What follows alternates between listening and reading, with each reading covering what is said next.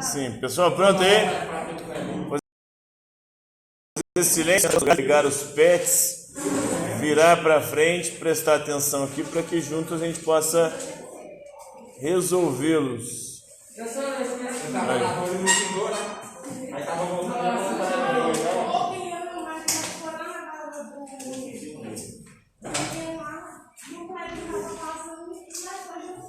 Pronto? Pronto? Pronto?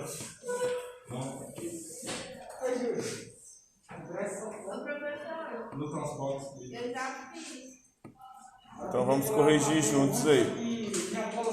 Pronto?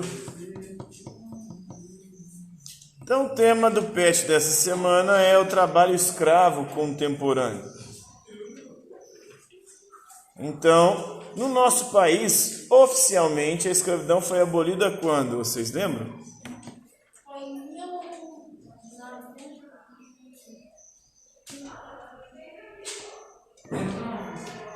Foi no dia 13 de maio de 1888. O dia que quem... A professora falou, eu vi dele ontem. Qual é a lei que estabeleceu e proibiu a escravidão no Brasil? Independência? Independência é o Marte, né? Do Dom Pedro I, é isso? Na verdade foi a Lei Áurea, né? Assinada pela princesa Isabel, que era filha de Dom Pedro II. Você jogou bola com ele? Já com o Pedro I. Dom Pedro I? E ele era bom. Era bom de bola? O que é isso? Fenômeno. Já viu ele já? Já, nem tem foto. Então, a Lei Áurea, assinada pela princesa Isabel em 1888, foi a lei que oficialmente aboliu a escravidão no país, no nosso Brasil. Mas alguns estados já tinham abolido antes da Lei Áurea a escravidão. O estado do Ceará, por exemplo, aboliu em 1884. Tem uma cidade do Ceará que aboliu em 1883 a escravidão. O Amazonas também aboliu a escravidão em 1884. Então, alguns anos antes, de 4 a 5 anos antes, alguns estados e cidades do Brasil já tinham abolido a prática da escravidão. Então, mas ainda hoje persiste, tanto no Brasil como em alguns lugares do mundo, a persistência, a existência do trabalho escravo ou trabalho análogo, parecido, similar à escravidão. Então, o que é o trabalho escravo contemporâneo aí? São condições de trabalho de cerceamento da liberdade e outras violações aos direitos humanos. Então, todas essas características aí configuram o trabalho escravo e, infelizmente, ele ainda persiste na atualidade, nos nossos dias. Nós pegamos o telefone para Pronto aí? roubar o... Então, a escravidão nos dias de hoje, ela inclui o trabalho forçado, o trabalho por dívida, o trabalho em condições degradantes, o trabalho em altas jornadas extensas,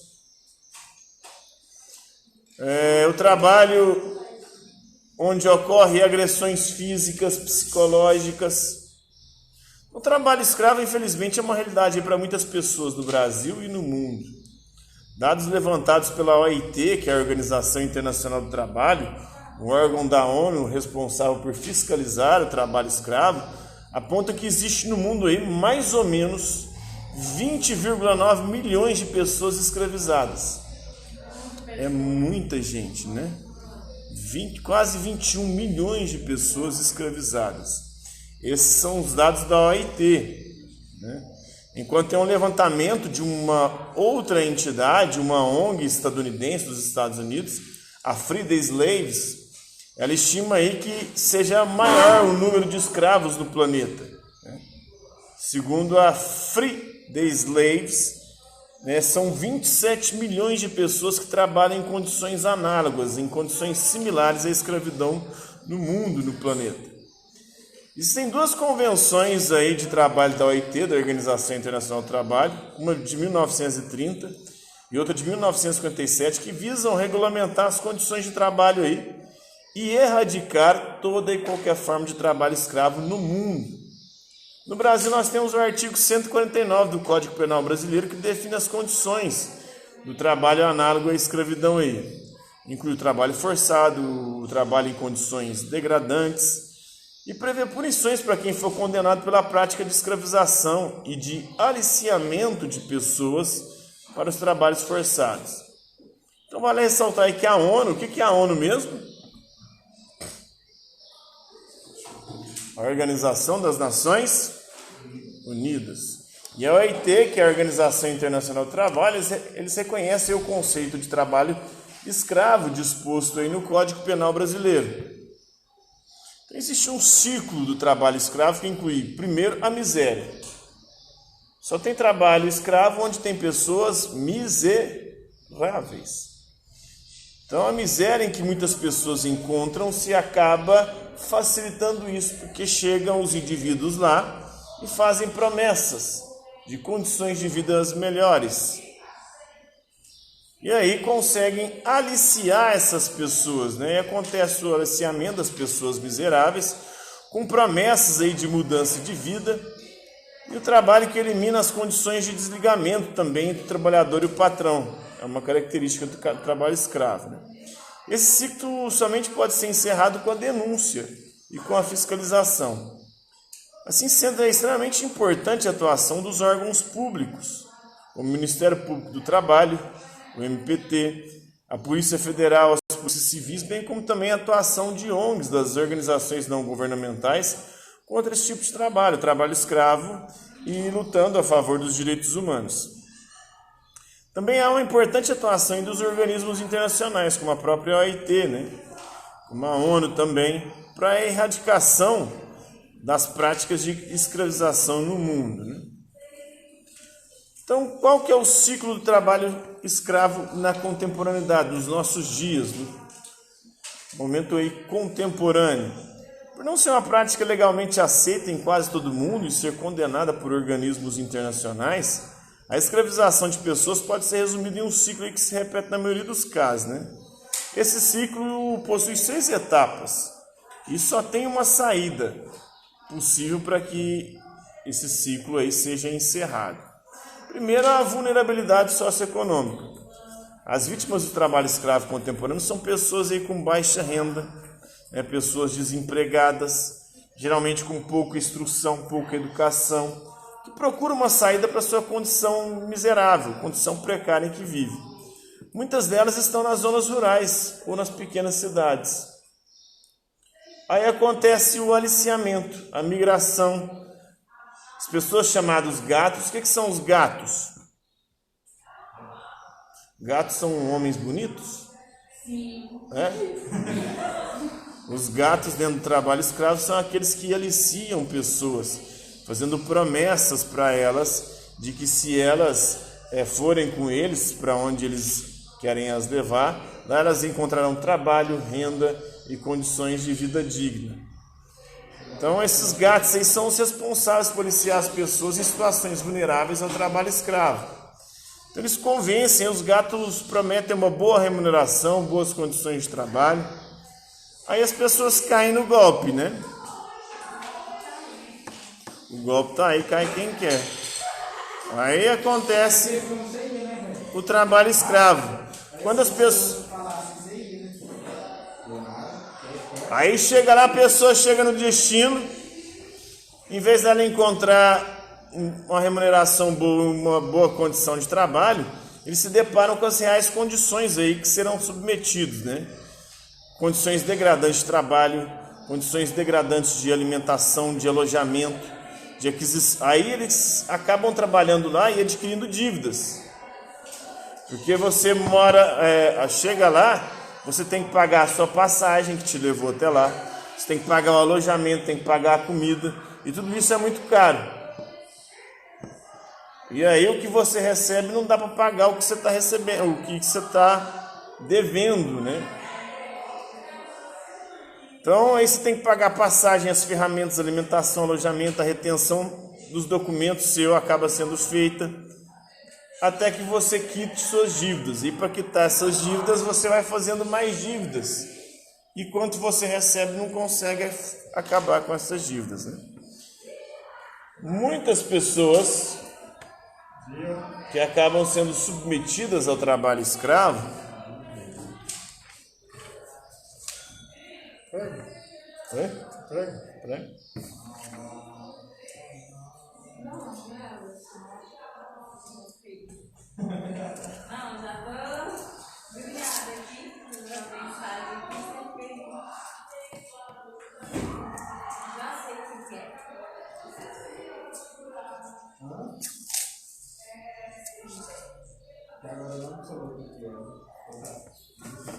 perguntou?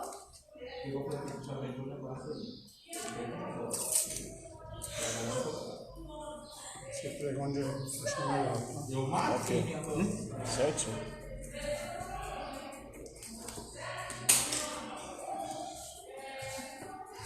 Então, continuando, né?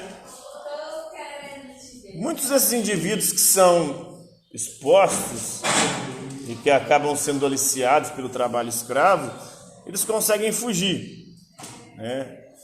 Conseguem fugir desses lugares, os patrões criminosos que os escravizam, e conseguem denunciar. E para que esse tipo de coisa termine, é necessário muita fiscalização dos órgãos responsáveis para conseguir libertar as pessoas nessas condições. Então, receber uma denúncia, o Ministério Público do Trabalho, o Ministério Público, né, as polícias federal, civil, ou qualquer autoridade estatal do governo tem o dever de acatar a denúncia e de investigar aquilo que foi denunciado.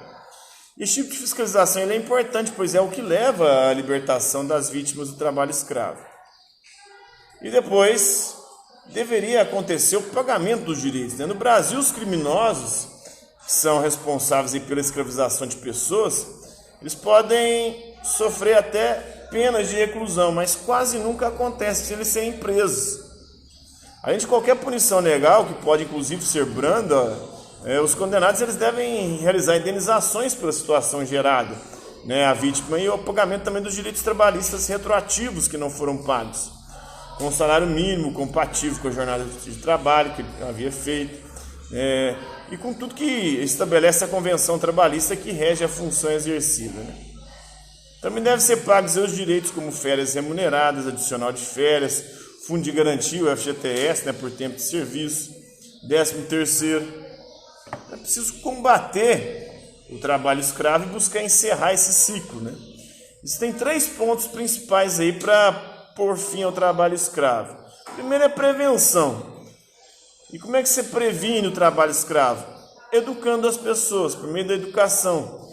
Você promove a informação, cria associações, cooperativas, para poder gerar renda dentro de comunidades carentes, comunidades onde tem pessoas miseráveis, onde tem pessoas em situação de vulnerabilidade econômica.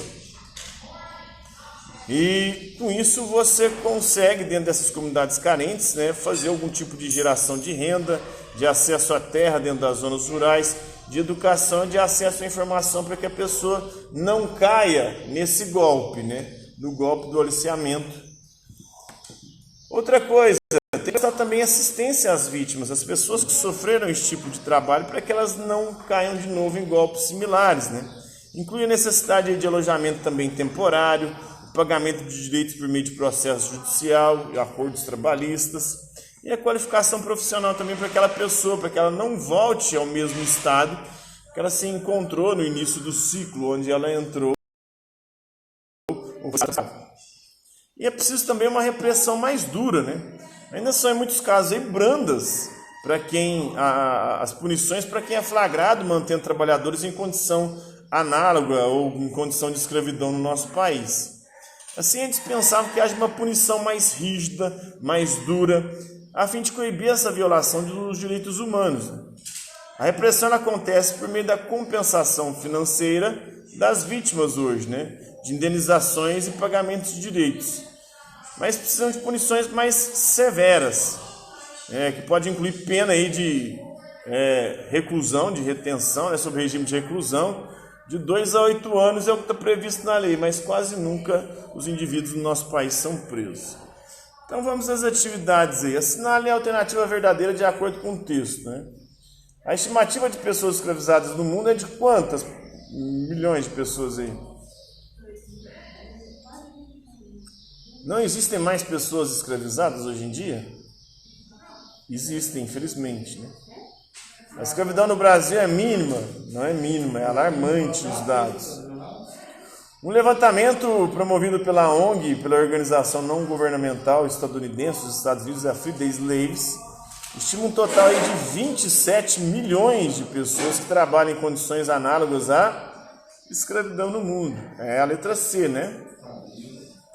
Complete as lacunas conforme o texto acima, né?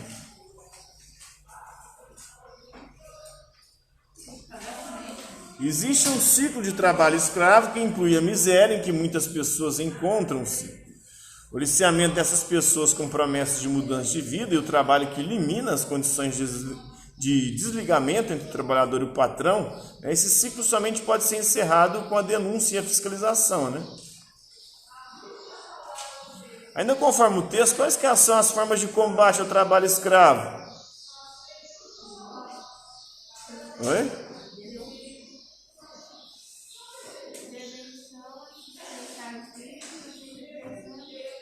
A fiscalização, a libertação, o pagamento dos direitos, a prevenção, a assistência às vítimas, a repressão, né?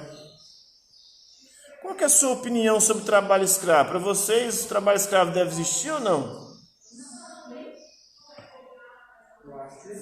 Deve? Tem pessoas que merecem ser escrava mesmo? Tem pessoa que merece. Merece ser escravizado?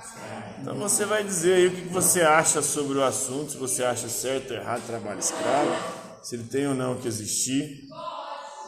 E por último aí, para descontrair, para aprender mais, você vai fazer o caça-palavras aí, né? Com palavras como África, castigo, escravos, fugas, Isabel,